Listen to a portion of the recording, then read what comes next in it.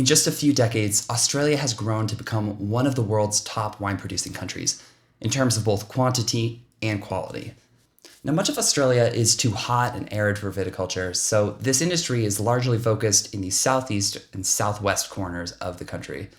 Oceanic influence gives much of Australia's south coast a Mediterranean climate, and in certain pockets of southeast Victoria and in Tasmania, there's enough precipitation for the climate to be classified as maritime.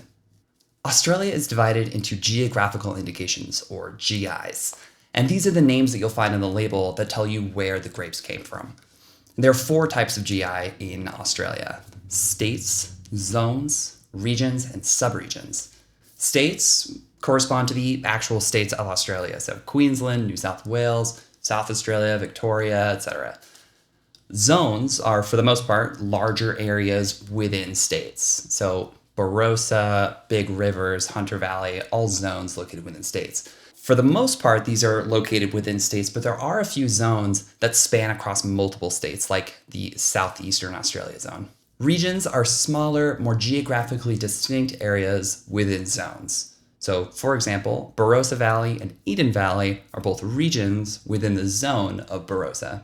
Subregions are even more geographically distinct areas located within regions. Ngambie Lakes is a famous example of a subregion, which is located within Goulburn Valley, which is a region, which is located in the zone of Central Victoria, which is located in the state of Victoria. Australia does not have any native grapes, but what it has done is it's taken international varieties and created some quintessentially Australian styles. The most famous example is Shiraz, which is the Australian name for Syrah. A classic Australian Shiraz is rich and high in alcohol and has these ripe black fruit flavors, and occasionally a little twinge of mint or eucalyptus. Compare that to the tart black fruit and spice notes of a traditional Syrah from the Rhone. One of the best known regions for Shiraz is Barossa Valley, which, as we mentioned earlier, is a region within the zone of Barossa within the state of South Australia. Australian Cabernet Sauvignon is another perfect example of that rich, fruit-forward style.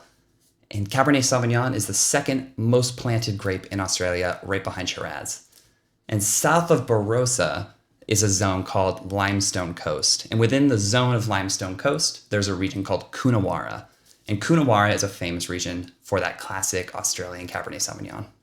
The most widely planted white grape in Australia is Chardonnay.